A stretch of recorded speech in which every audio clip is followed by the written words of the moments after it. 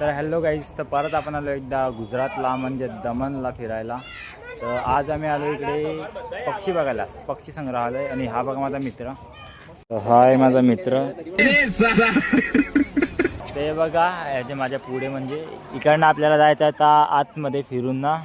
ते गरुड ठेवला इकडे. हे बघा ब्लॉगर.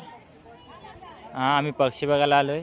उडते उडते चिमणा पाखऱ्या, चिमण्या बघायच्यात, पाखरं बघायच्यात, कबूतर बघायच्यात. बोलायला लागलाय तो. तर ही बघा काली सफेद कोंबडी, कोंबडा सेम कोंबडासारखा दिसतंय. इकडे सगळे बदकांचेच प्रकार हा नाही. हो शहामृग सारखा आहे बघा, काल्यावाला शहामृग.